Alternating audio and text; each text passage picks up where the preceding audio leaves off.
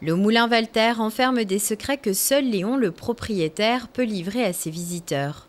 Depuis une quarantaine d'années, il fait visiter son moulin aux touristes et aux curieux de passage chez lui. Les premières traces de ce moulin datent de 1619. Son propriétaire à l'époque, Mathieu Guetfried, était déjà meunier.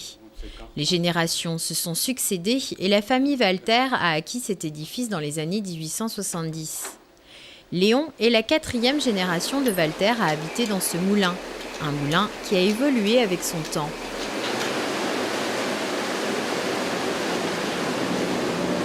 Chaque génération a amélioré un petit peu. Et alors mon père a transformé le moulin en semi-automatique.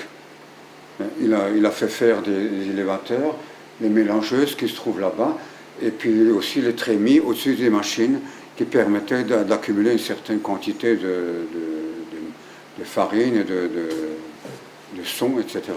C'est un peu un bijou de la famille, hein, et on a toujours conservé le moulin tel qu'il était dans l'état, parce que c'était notre gagne-pain, et on tient beaucoup à ce moulin. Et nous avons encore le droit d'eau qui date de 1740. C'est un acte qui nous garantit l'utilisation de la chute d'eau. Une chute d'eau qui aura fait tourner ce moulin pendant près de 400 ans. Des centaines d'années d'histoire qui renferment des secrets.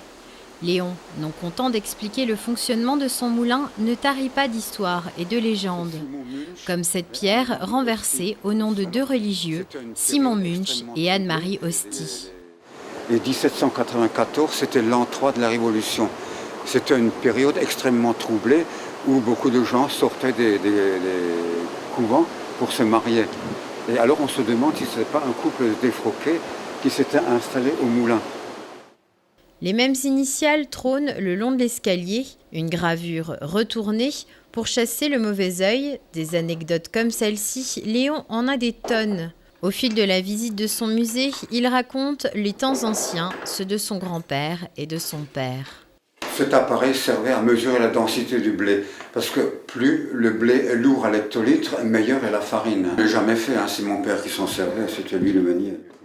Le moulin s'est arrêté officiellement en 1970. Depuis, Léon Walter ouvre les portes de son moulin aux 1000 secrets à tous les visiteurs de passage dans la région.